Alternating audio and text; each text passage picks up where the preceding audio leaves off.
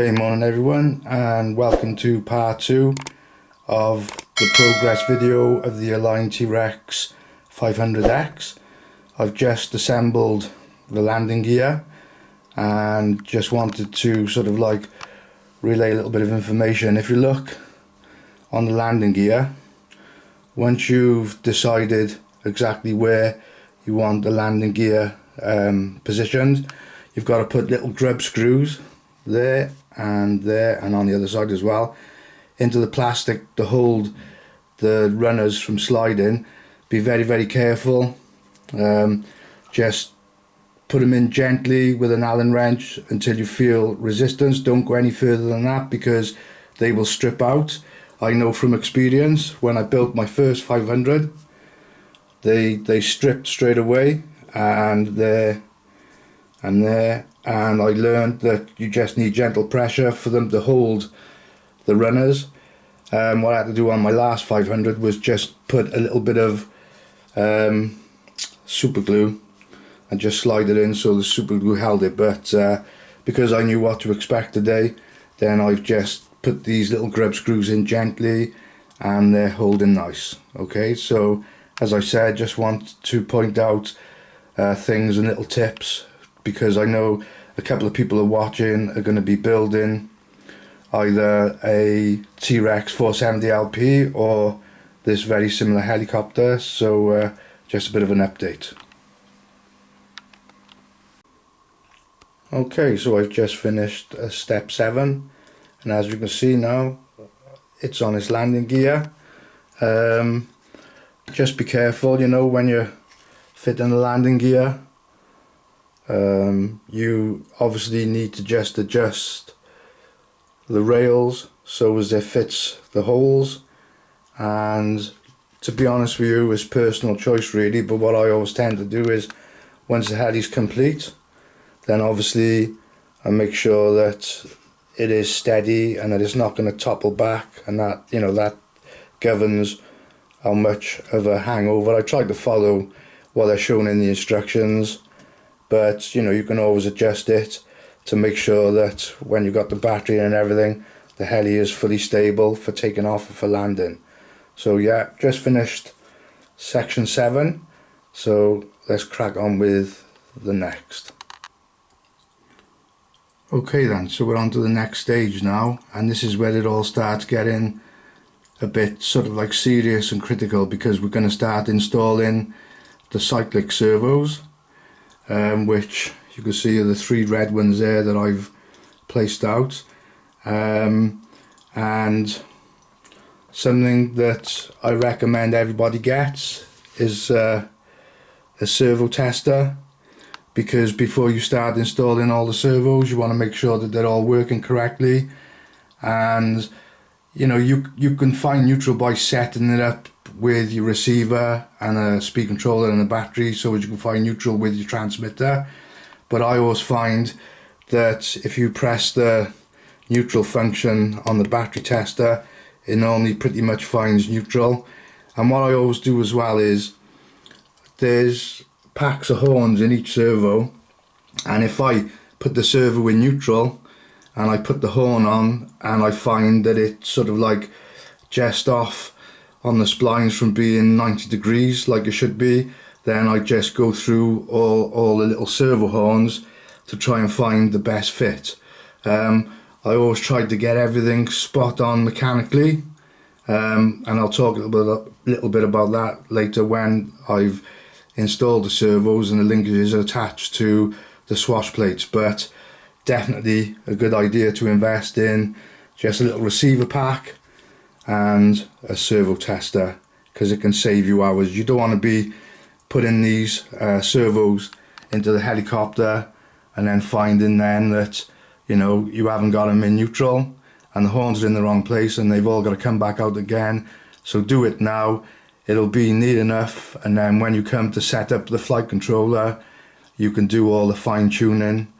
And as I said, I'll go into more detail when I'm at that stage. Okay, so once you've found your neutral point and the horn that looks pretty good, what I use then just to save yourself hours, is I use a little tiny square just to make sure.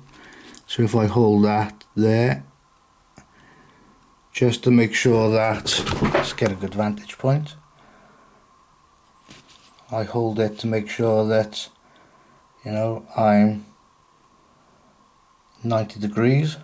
It can be difficult because the servo horn slopes and it's not perfectly straight, but I try to get the middle of the servo and then make sure that from the center of the screw it's lining up with the center of the holes where the ball is positioned. A little bit difficult to show from my point of view, but to me that looks pretty spot on, and you can tell by using the 90-degree square that, you know, everything is like ticky the boo and ready to go.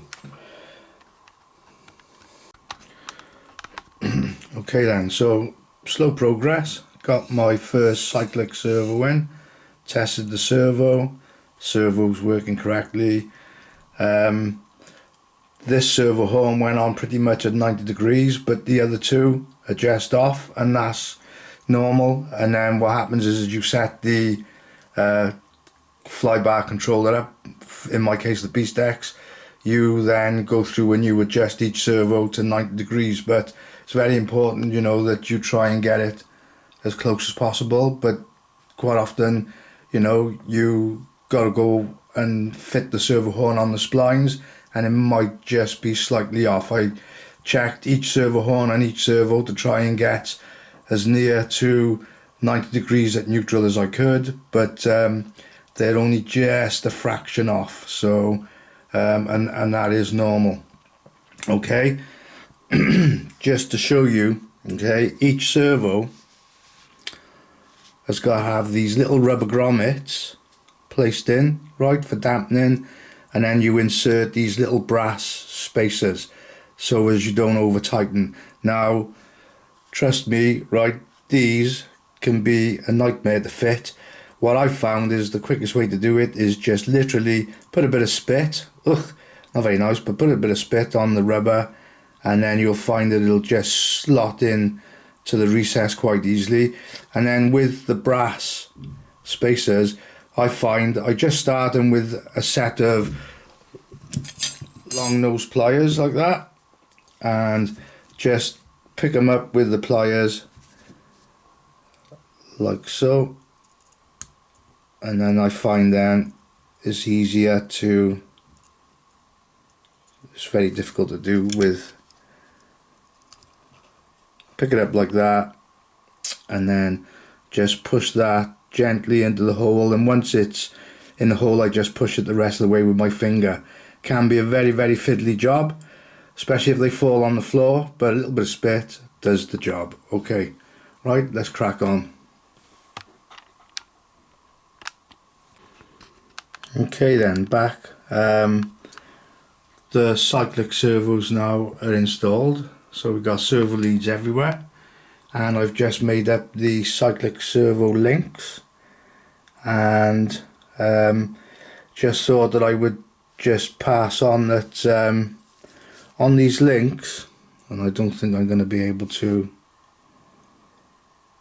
get it to focus, but on the ball links, on one side you have a capital A, and then on the other side just a couple of little tiny dots.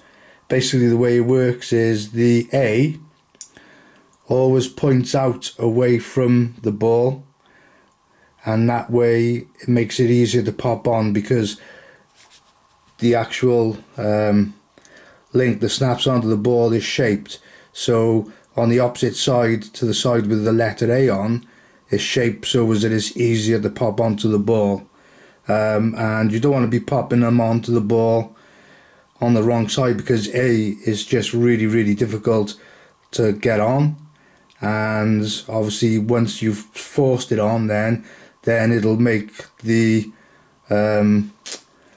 plastic of the ball joint a little bit looser. So you know, very, very important, try and get these all the same lengths. They should be 42mm, and remember that the capital A on the black link faces away from these ball joints, so always have the A facing out.